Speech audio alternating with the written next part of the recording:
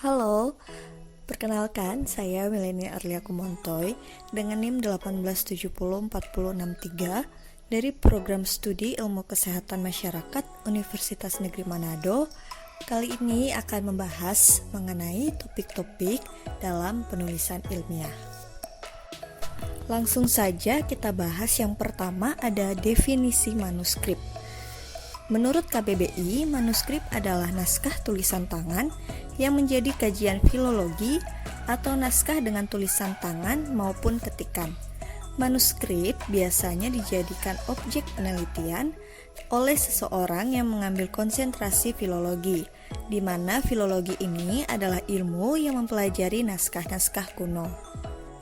Yang kedua, ada konsep dan ciri-ciri dari karya ilmiah, di mana karya ilmiah ini dapat didefinisikan sebagai sebuah karya tulis untuk menganalisis atau memecahkan sebuah permasalahan dengan menggunakan landasan teori dan metode tertentu.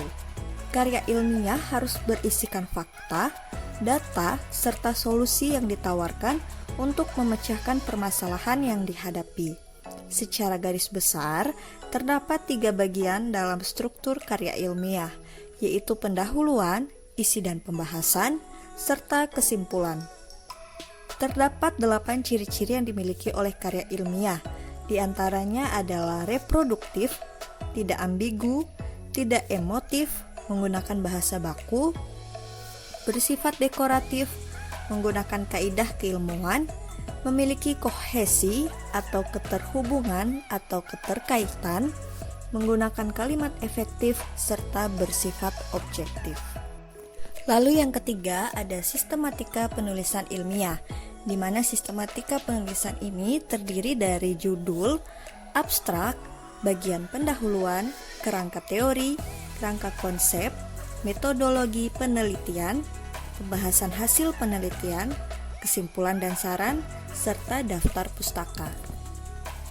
Yang keempat, kita akan membahas hal-hal apa aja yang diperlukan dalam perencanaan penulisan ilmiah. Yang pertama ada membangun konsep dan ide penulisan ilmiah, lalu ada pemilihan topik, lalu pembatasan topik, orisinalitas, penyusunan tujuan penulisan, tahapan penyusunan, mind mapping, penulisan efektif, dan yang terakhir perumusan masalah. Yang kelima ada prinsip penelusuran kepustakaan, di mana penelusuran kepustakaan ini merupakan langkah pertama untuk mengumpulkan informasi yang relevan untuk penelitian. Penelusuran kepustakaan bertujuan untuk mendapatkan landasan teori yang kokoh dalam merumuskan masalah yang memerlukan studi pendahuluan, sebagai indikator kemajuan yang diperoleh, lalu pangkalan bertolak dan berlabuh sebagai acuan dalam pengajuan dana untuk mendapatkan informasi mutakhir yang diperlukan demi kesempurnaan penelitian, serta sebagai sarana untuk merumuskan kajian teori dan kerangka konseptual. Yang keenam mengenai etika penulisan ilmiah, di mana etika penulisan merupakan norma atau standar aturan perilaku yang harus dilakukan oleh penulis tentang baik dan buruknya cara penulisan ilmiah. Etika penulisan bertujuan untuk menjamin akurasi temuan penelitian dan pengembangan ilmu pengetahuan, untuk melindungi kekayaan intelektual peneliti, untuk melindungi objek penelitian dari pemalsuan dan kerusakan, menjaga reputasi ilmuwan, serta menegakkan etika moral dalam berperilaku. Dan di pembahasan terakhir, mengenai cara menulis sitasi atau kutipan. Yang pertama, sumber sitasi ditulis di awal dan di akhir, lalu ditulis dengan metode author date, contohnya memorize, 2021.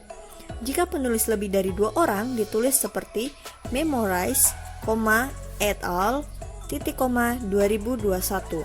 Jika mengambil sumber dari website, maka perlu menuliskan nama penulis, judul artikel dan publikasi, URL dan tanggal akses. Dan yang terakhir, semua citasi dalam naskah harus dituliskan pada daftar pustaka. Sekian pembahasan dari saya. Diucapkan terima kasih kepada teman-teman yang telah menonton video ini. Semoga membantu.